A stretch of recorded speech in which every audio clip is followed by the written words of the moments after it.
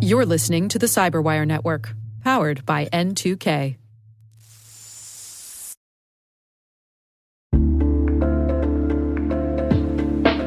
Hey everybody, Rick here. You've all heard me blathering on this year about my latest book, Cybersecurity First Principles, a reboot of strategy and tactics. Well, we've turned it into an on-demand course featuring me, yours truly, as the instructor. I highlight what I think are the follow-on strategies to pursue the absolute cybersecurity first principle, which is reduce the probability of material impact due to a cyber event in the next 3 to 5 years. The follow-on strategies include zero trust, automation, resilience, intrusion kill chain prevention, and risk forecasting. I think it's the perfect quick-hitting content for busy security leaders like you and me, and it's all available now. Check out www.n2k.com/first principles course, all one word. That's www.n2k.com/first principles course.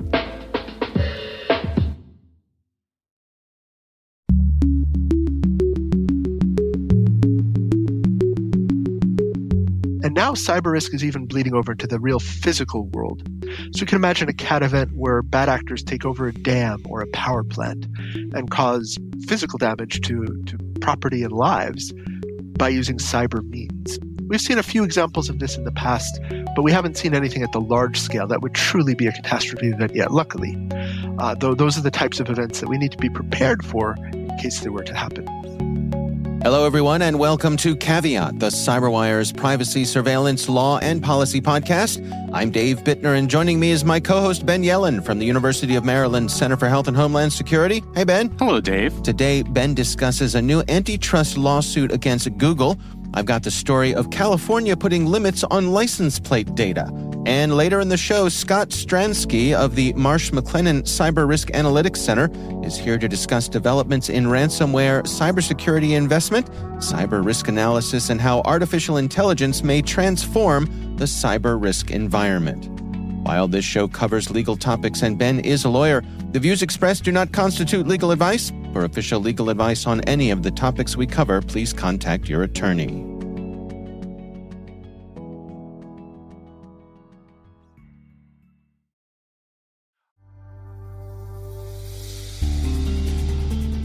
N2K has teamed up with AWS to bring you AWS in Orbit, a groundbreaking new series that explores the impact of space technology, cloud computing, and generative AI.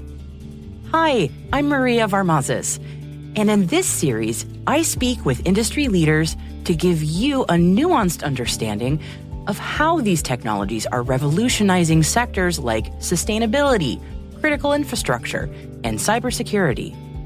So if you're drawn to big ideas and are curious how space and cloud technologies are impacting life here on Earth, this series is for you.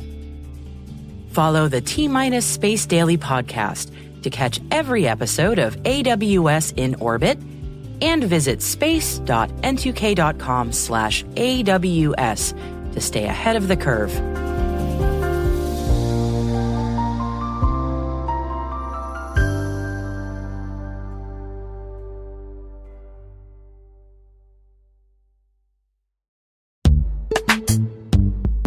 This episode of the Cyberwire is supported by Compiler, an original podcast from Red Hat discussing tech topics big, small, and strange. Compiler comes to you from the makers of Command Line Heroes and is hosted by Angela Andrews and Brent Simoneau. You know, one of the things I love about Compiler is the way they address issues that we're all thinking about. In a recent episode called The Great Stack Debate, they debate whether a software stack is like an onion, a sheet cake, or lasagna. That's the kind of metaphor I can get behind. If you're like me, you don't have a lot of time, and so you want to have a show that is concise and respects your time, and Compiler does just that. I hope you will check it out. Listen to Compiler in your favorite podcast player. We'll also include a link in the show notes. My thanks to Compiler for their support. All right, Ben, let's jump right into our stories here. You want to lead things off for us? Yes, this is one for the gamers out there. Do you play Fortnite, Dave? I do not, but my son is an active gamer, so I kind of I absorb these things through osmosis by cohabitating with him. That's right. I'm the same way with a lot of friends. I'm not a gamer myself. Right. But I know how obsessed people are with Fortnite, which was created by Epic Games. Yep. And they have sued Google, and this case is going to federal court in San Francisco. There's going to be a month-long trial, and it is a new antitrust lawsuit against Google. So we've talked a lot about Google's legal troubles. They're kind of being attacked on all fronts. Right. They're currently facing off against the Justice Department in Washington, D.C., basically on another antitrust claim that they are abusing their dominant position in search engines and advertising to crush their rivals. Previously, Epic, the parent company behind the Fortnite games, had sued Apple. The allegation is that it's an antitrust violation that you have to make purchases through the App Store because Apple in the Apple App Store takes a cut. I think it's like 15%.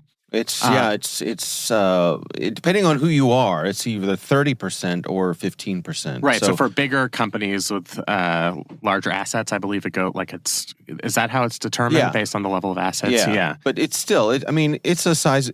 It's not like the couple of percent you pay to the credit card company. It's a sizable chunk. Totally. Yeah. So Epic Games had sued Apple. They went to federal court. Basically, Apple won on almost every issue. That was a bench trial, a civil trial.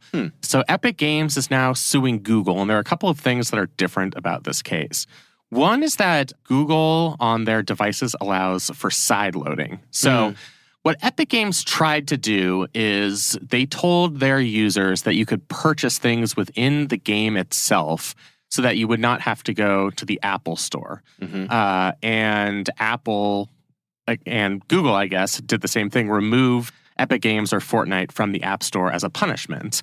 And this is sort of the antitrust charge of the whole thing. It's different with Google because they do allow what's called side loading. So you can download games, programs, etc. from the internet browser on a phone instead of the App Store.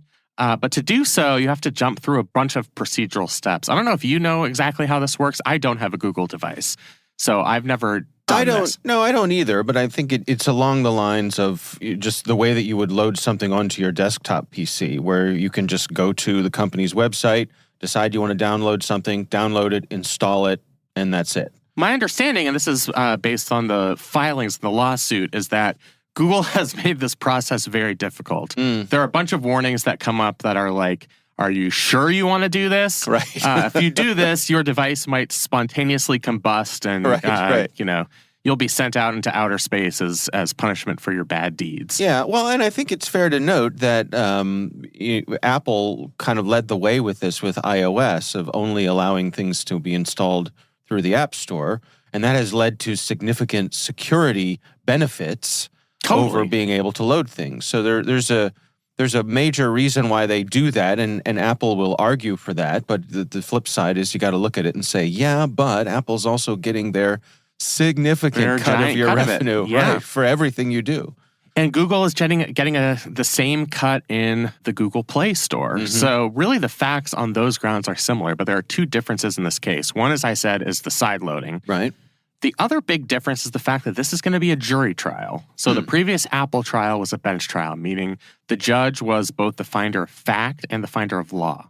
In a jury trial, it's the jury that is the finder of fact. So now you have normal people, I assume it's going to be 6 jurors, as there are in most civil trials, making a determination about whether this qualifies as anti-competitive practices. It's largely going to center around the question of what is the market here. Are we just talking about the market for app stores, the market for video games, the market for online gaming? And are these practices that Google has introduced inhibiting others from joining whatever market is at issue in this case? What's interesting to me is the fact that I think a jury might be more sympathetic than a judge would be. A judge, while looking at legal precedent, is going to have some degree of knowledge both about the law and is going to understand something like the security features that are present in having Apple and Google require you to download things from their app store. Juries are not experts. They are lay people.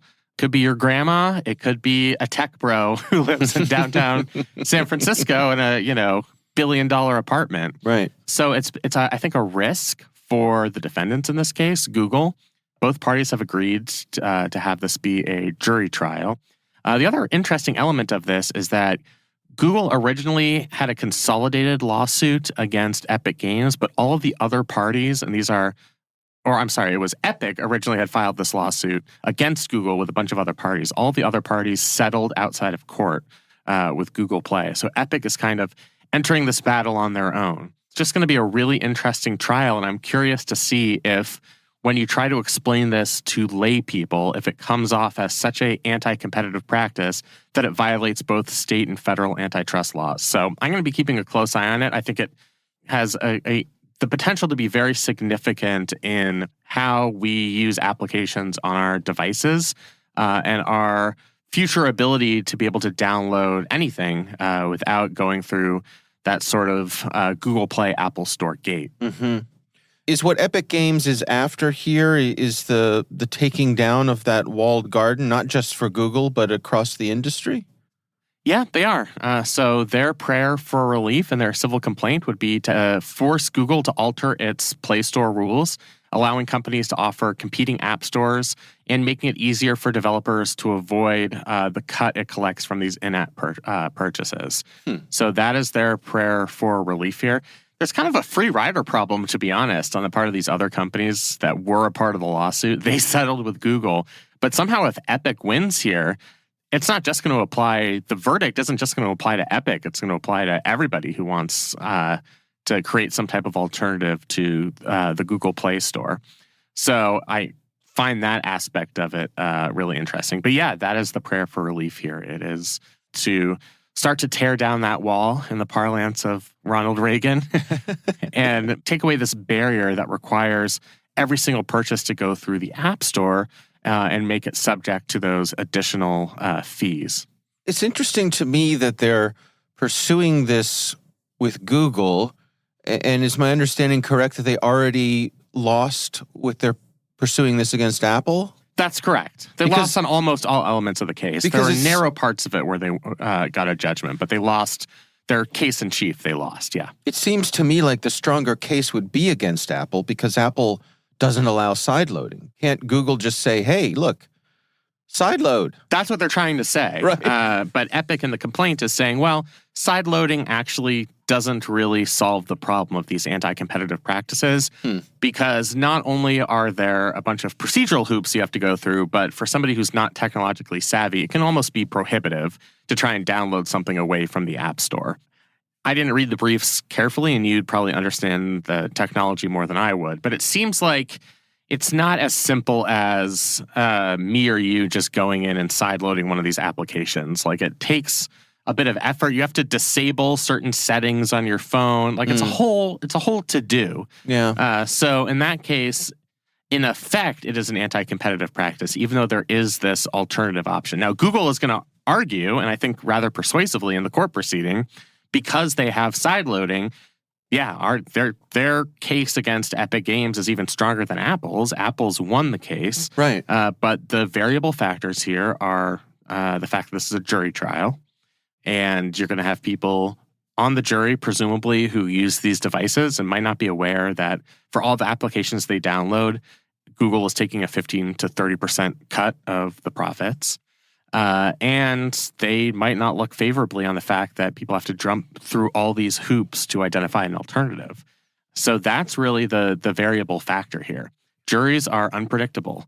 There's a reason why you want to take a risk with a jury. If you think your argument is going to be more persuasive to a layperson than it is to a judge with expertise, then you're going to request that jury trial. But it's also risky because juries are fickle. You don't know what the makeup of the jury is going to be. You don't really understand the jurors until you kind of observe them during the trial. I mean, there's a process to strike jurors for cause, and each side has some preemptory strikes. But really, it's kind of a crapshoot when it comes down to it. And I think there's going to be more of a performative element to this trial. Obviously, you want to perform in front of a judge when the judge is the finder of fact. But there's a way, attorneys act around juries to help make them feel more favorable to your side. That requires. I've seen L.A. Law, Ben. I've seen Law and Order. So you understand the legal system better than anybody. Sure. I mean, I object, Your Honor. I'm practically an expert. Yes, I've seen A Few Good Men. I'm familiar with a courtroom drama. Oh yeah, the O.J. trial was the best courtroom drama ever, and that was about Johnny Cochran in particular having this connection with the jury, where he would look them in the eye and they would see him favorably, despite the fact that his client was probably guilty. That's just the risk you take with a jury trial here. I find it interesting that that's the path that Epic has chose to go down. Yeah. They're on this losing streak in court, and they're trying to take a different approach here. And I'm just curious to see whether that makes a difference in the ultimate adjudication of the case. I'll also say, in civil trials, there's something called a judgment notwithstanding the verdict, where if the verdict is something that's just plain wrong as a matter of law, then the judge, in some circumstances, can just reverse that verdict. There's also, of course, the avenue of appeal for each side if they lose. These things don't exist in criminal court. If a defendant is found not guilty in criminal court because of double jeopardy, the state can never appeal. And there is no judgment notwithstanding the verdict in criminal trials. So, give you a little Law 101 lesson on the day. Some elements that'll be interesting here. I'm curious too. You mentioned the expertise or the potential, the aspirational expertise of a judge. Hearing something like that, is this based on the assumption that a judge taking their job seriously would cram up on knowledge about whatever is being put in front of them in a way that perhaps jurors would not? Yeah, especially federal judges. There are certainly exceptions, but they're going to be pretty competent and know how to do research and hire clerks that can make them instant subject matter experts in a way that a jury just can't do. I think judges want to uphold their reputations as being reasonable, as people who study the law, study the facts, and make educated decisions. I think jurors are told that they should do that, but they're also human beings who might, run their own food service business or have some type of service job. Like they're not familiar at all with this technical field. Right. It's certainly a greater risk there, really, for both parties, because you just don't know what to expect from a jury in these circumstances. Right. Interesting. All right. Well, we will have a link to that story in the show notes. My story this week comes from the EFF, the Electronic Frontier Foundation. They put out a little notice highlighting that California's Attorney General, Rob Bonta, has issued guidance stating that automated license plate reader data is not to be shared with out-of-state or federal agencies. That is, in fact, illegal. Automated license plate readers are something we've touched on here many times, and I think this is quite interesting. I would just like to say I'd like them outlawed because now the main highway that goes through Baltimore City, 83, has speed cameras. Oh, those are aggressive. For all of you who live in Baltimore, you've probably gotten many notices that are the direct result of these automatic license plate readers. No. But I digress. It's one of the value propositions of a GPS system like Waze, where it can tell you, speed camera reported ahead. Right, exactly. Now, I could just drive slower, but who has time for that? To do right. that? Yeah. But I find this interesting, and one of the, this is some of the trickle-down things, how everything is related. A big part of this is abortion. Absolutely. And the overturning of Roe versus Wade, and what we've seen from some states to try to ban interstate travel or to try to punish people traveling between states or out of states to seek medical procedures like abortion. And I guess this is California saying to those states, we are not going to share that information from our automated license plate readers. Don't even ask. In fact, we consider that to be illegal. Am I on track here? Yeah, I think a lot of this is motivated by abortion in the wake of Dobbs. And you've seen this in a number of blue states. Because abortion has been, for all intents and purposes, outlawed in a bunch of states, there are going to be people who travel for the purpose of seeking an abortion. And we've already seen some pretty aggressive investigations in red states, including some that are close to California. There was recently a case reported in Idaho where they used a bunch of digital surveillance methods to effectuate an arrest for an illegal abortion. Right. So I think what the red states in these circumstances will try to do is say, hey, we suspect this person of traveling to California for the purpose of getting an abortion, which is illegal in our state. Will you share data that would help us prosecute this in court? And California is saying, in essence, go F yourself. That's the official legal term for it. We are not going to share this data outside of California. Yeah. We want to protect people's civil liberties. California also, I think this has to do with policies around immigration, particularly undocumented immigrants, where there's a concern that the federal government is going to come seeking to effectuate arrests or deportations and are going to make use of California's license plate reader data to effectuate those arrests. I see. And the state of California, as a policy, it's a relatively progressive state. It's a progressive attorney general. I just think they don't want to be involved in that. Yeah. So they're using the powers that they have been granted by statute, this SB 34, which passed in California, requiring safeguards for the use of these license plate readers. They're using that to protect California citizens, visitors, residents from the strong arm of both other states and the federal government. Can we go up a level here and explain to me? I feel like up until this moment, I have always considered interstate travel to be something that we took for granted here, that there are no border checks between the states in the United States. And yet here we have a case where states are saying if you travel to another state, there could be penalties for that. Is there precedent for that? And like, am I right in thinking that this is unconstitutional? So there is a constitutional right to travel that's implied in the 9th Amendment and the Privileges and Immunities Clause of the 14th Amendment.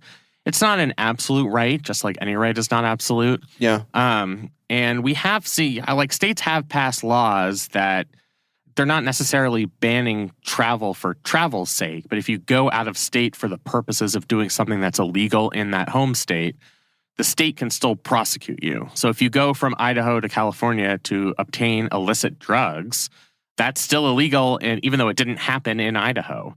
If there's an Idaho law saying you can't travel out of state and bring illicit drugs back into this state, even if there aren't border checks, right? Right. I can't just hypothetically, not saying that I ever did this. A friend of yours. I can't travel to Pennsylvania to buy fireworks, bring them back into Maryland where fireworks are illegal. They could come after me for that.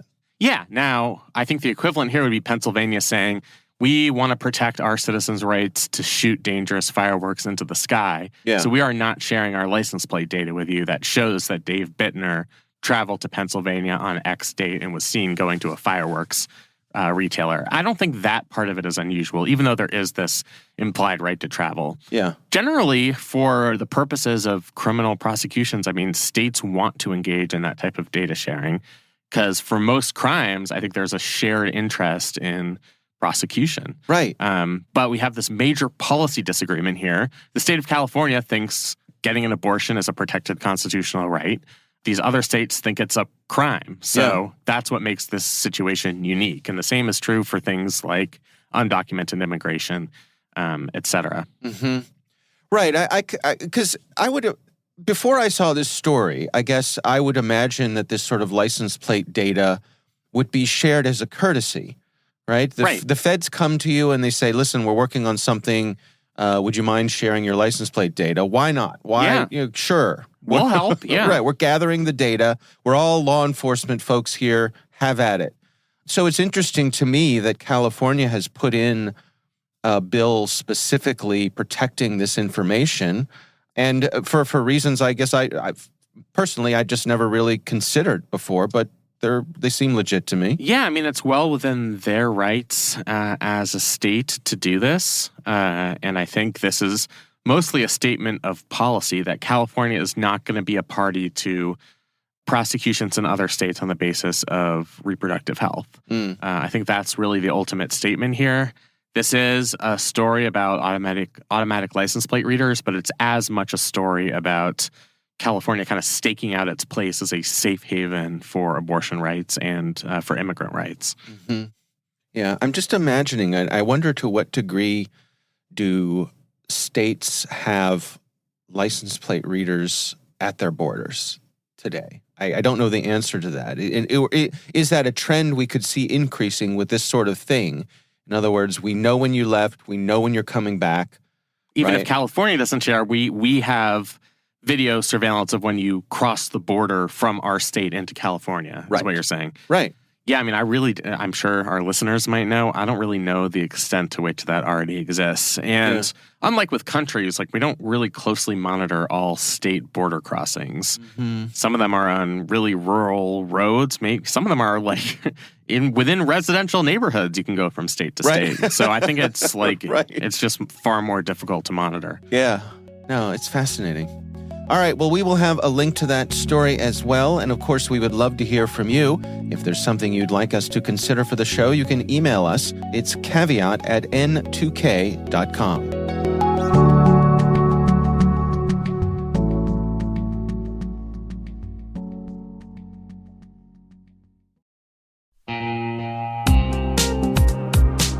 When you think about email encryption, what comes to mind? If you picture clunky legacy portals and feelings of frustration and rage, then you haven't met Virtru. Virtru makes it easy to protect sensitive emails and files that leave your organization, strengthening compliance with regulations like ITAR and CMMC. It integrates seamlessly with your daily apps like Gmail, Outlook, and Zendesk. See why Virtru has 36 number one rankings on G2. Get up to 3 months free at virtru.com/cyberwire. That's virtru.com/cyberwire.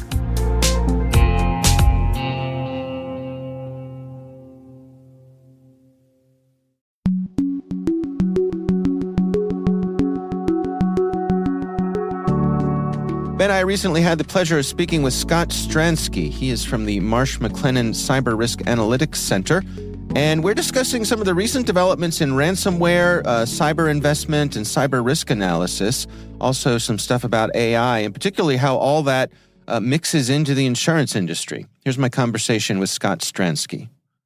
So my center has 3 main missions. The first mission is to build models to quantify cyber risk from a financial perspective, meaning if there's a cyber incident on a certain company or set of companies, how much will that end up costing from an economic perspective and also from an insurance perspective, a cyber insurance perspective.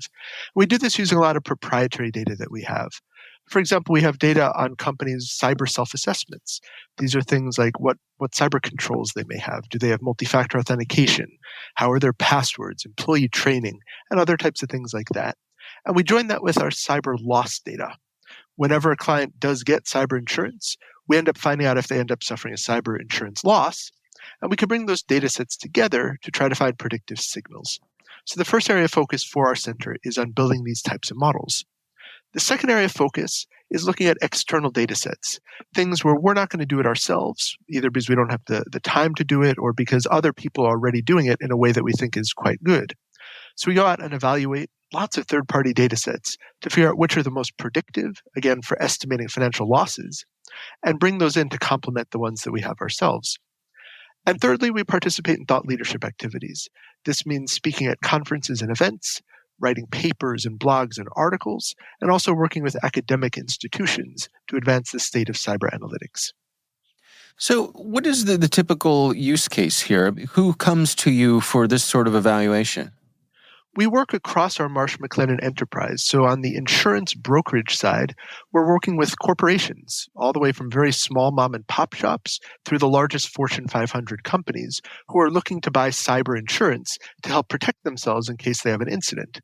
And our role is to help them understand what cyber insurance is, how it can help them, how it can be a part of their risk strategy, and then, of course, actually end up going to the insurance carriers on their behalf and getting them the cyber insurance policies. On the Guy Carpenter side, it's a bit different. There, the clients are the insurance companies themselves who are looking to transfer some of their own risk to the reinsurance market. And we act as a broker in that sense. So we look at portfolio risk for an insurance company.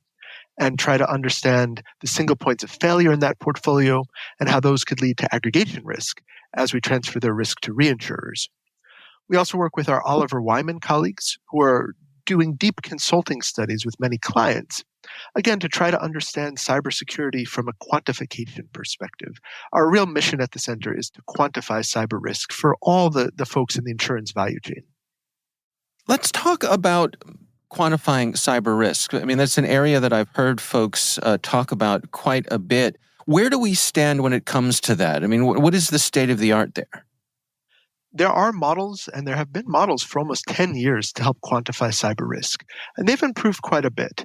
If you think about natural catastrophe modeling, things like hurricanes and earthquakes, we've had models for those for 35, almost 40 years now.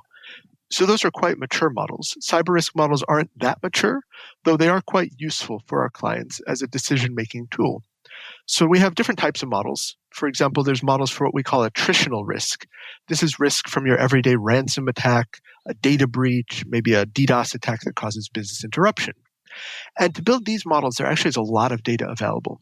So we felt quite comfortable in the loss estimates that come out of those types of models.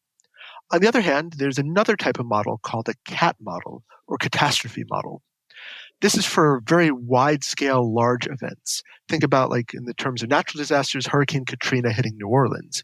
Something that's way beyond the scope of a single ransomware attack on a single company. This could be a major cloud provider failing. This could be a power grid failure that takes down a whole lot of companies in a geographic area of the world. It could be a mass ransomware attack. It could be a lot of different types of things. And there are CAT models out there for this type of risk. Since we haven't seen a true major CAT yet for cyber, those models are built with more expert judgment than the models I was mentioning at first for ransomware and things. So while they are very useful, we do have to understand that less data was feeding into them. And we can use them as a tool, as guidance. But again, we have to understand the limitations of each type of model before we employ them for our clients. Can you give us some examples of types of things that would be considered a catastrophic sort of cyber event? Yeah, I mean, I spend too long thinking about worst-case scenarios. That's a big part of my job. Indeed, a major cloud provider is probably the most common one that people talk about in the cyber insurance industry. If you imagine a cloud provider that has 20, 30, 40% market share failing for some number of days or weeks, that's going to take down a lot of companies that rely upon that cloud. And that can cause a lot of loss, a lot of business interruption and downtime for all of those organizations. A lot of that loss would be insurable. It depends obviously on the exact insurance contract and the exact wordings, but a lot of that loss could be insurable. And therefore, people want to model that type of risk in advance. But cloud is just one of the things that we can think about. There's a lot of other types of major CAT potentials. Mass ransomware, think about NotPetya from a few years back, but just at a larger scale that impacted a lot more companies than NotPetya did, or WannaCry. You can imagine a case where there's some sort of a wormable virus that just goes from company to company, causing downtime or ransom extortion payments or even data breaches across the board. So there's a lot of that type of risk. And now cyber risk is even bleeding over into the real physical world.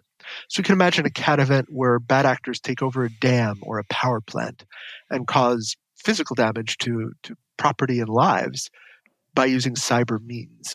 We've seen a few examples of this in the past where people have hacked factories or small dams, but we haven't seen anything at the large scale that would truly be a catastrophe event yet, luckily. Though those are the types of events that we need to be prepared for in case they were to happen. You know, it's my understanding that we've seen quite an evolution of how insurance companies are approaching cyber. And I think a big part of it is, as you mentioned, the data is becoming more available. They're getting a better understanding of exactly what they're dealing with.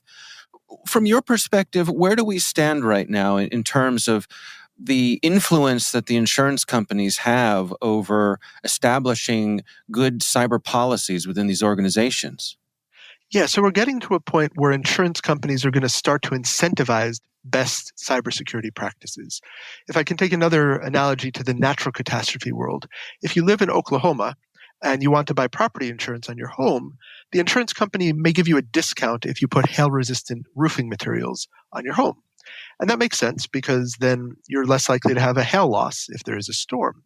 It may cost more upfront to install those hail-resistant shingles, but in the end, you do better because you don't have to keep replacing your roof. You don't have contents damage inside your home. And the insurance company does better as well because they don't have to pay out as many claims. So we're getting to the point where this can happen for cyber. For example, today, if a company, say, does not have multi-factor authentication, MFA, well, that's a very important thing to have. And insurance companies know that having MFA reduces your risk of suffering a claim. So insurance companies can start to incentivize you to get MFA across your systems. It's not cheap, obviously, but over time, you can make back that money in lower insurance premiums and, of course, fewer claims, lower risk to your reputation if there is a cyber incident. And that really does help the whole cyber ecosystem become more resilient. And I think insurance is at a great place to play that role because the big companies in the world are buying cyber insurance policies today.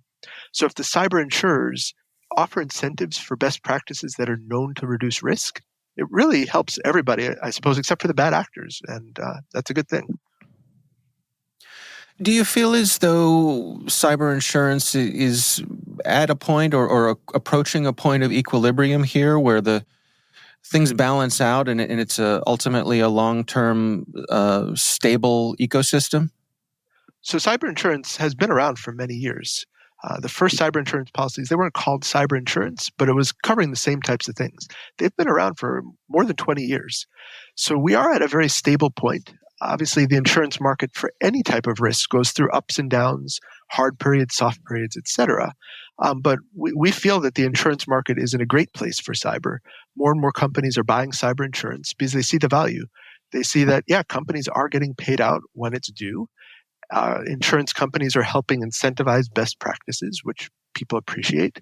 And it's a part of a risk mitigation strategy. It's certainly not the only thing you should do. You shouldn't just buy insurance and go to sleep and fire your IT staff. That's definitely not our intention. But insurance is very much a part of a comprehensive risk strategy that you would have.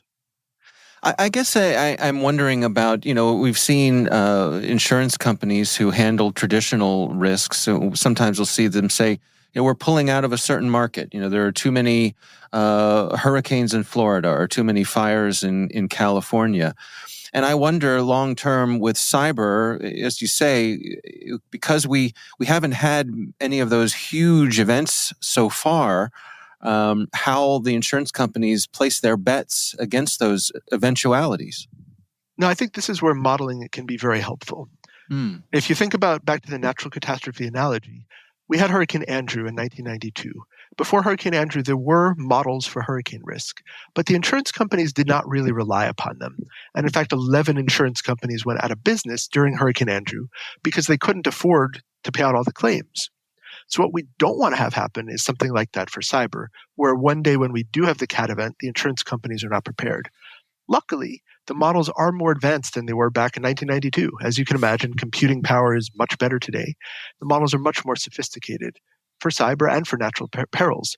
So this is actually a good thing. Insurance companies who are doing proper modeling, building their own models, using models like the ones we've built, using third-party vendor models, we do expect them to be more resilient when a catastrophe event does happen because they're going to be better prepared. They understand what the potential risks are, and they themselves are managing their portfolio better, whether it's transferring the risk to the capital markets, to reinsurers, or just understanding the types of risks that they're taking on in the first place.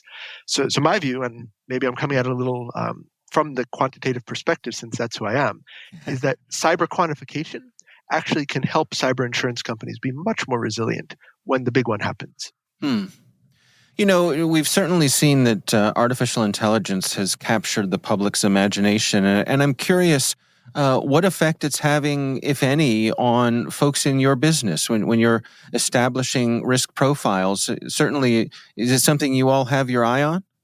Definitely. We have our own version of artificial intelligence within our company. It's walled off from the outside world, so we're allowed to put some of our data into it without it getting exposed to the world. And I think a lot of companies are starting to do that. Of course, there's a risk. If you just go on the public version of some of these AIs and start uploading sensitive data, that's very dangerous because then the bad actors can potentially even ask the AI and get some of that secret information back. So AI has to be done correctly, and our view is that the best way to do that is to, quote unquote, wall it off from the outside world. That said, AI has a lot of value once it is walled off. You can put in some incident data or logs or historical data and ask it to find things that may be anomalies or things that a human would have to spend hours looking at these things to find. The AI may be able to find very, very quickly. This allows the humans to then do even more important things, better things, improve the cybersecurity in other ways, while letting the AI do the more mundane tasks. So we think AI has a lot of benefits. Of course, there's also some risks. As I said, if you put sensitive data into a public AI, it's a huge risk. Obviously, the bad actors could be doing things with AI to try to get into companies as well. So AI, when used correctly, comes with a lot of opportunity. Of course, when used incorrectly, comes with some risk. Do you have any words of wisdom for those practitioners out there who are, shopping around for cyber insurance, trying to do analysis of their own cyber risk? Are there any particular questions they should be asking their providers? Definitely. So when we look at cyber insurance risk, we produced a study earlier this year that showed that certain cyber key controls were most correlated with cyber losses. And I could share a few of them here. For example, if you harden your Active Directory structures, you're like 5.58 times less likely to have a cyber insurance loss than if you don't. So that's something that we can now say, well, here's something you need to do. Similarly, if you patch your systems within 7 days of a vulnerability being announced, your risk has a reduction of a factor of over 2. You're half as likely to have a cyber insurance loss. So there are absolutely things that companies can do and insurance carriers can start to offer, as I mentioned earlier, incentives for companies doing that will improve the cybersecurity of the companies, reduce the risk of a claim chance for the insurer, and make it a lot harder for the bad actors to get in.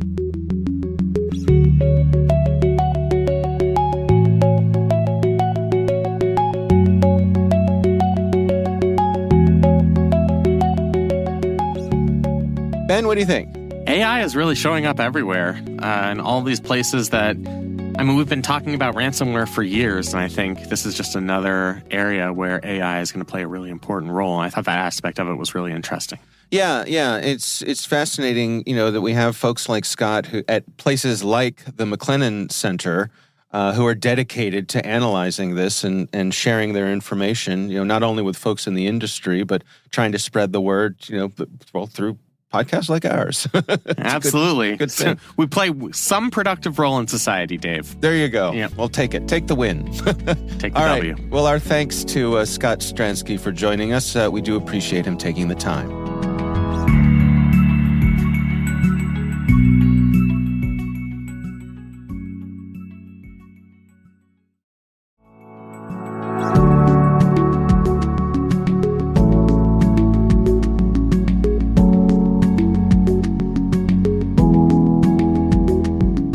That is our show. We want to thank all of you for listening.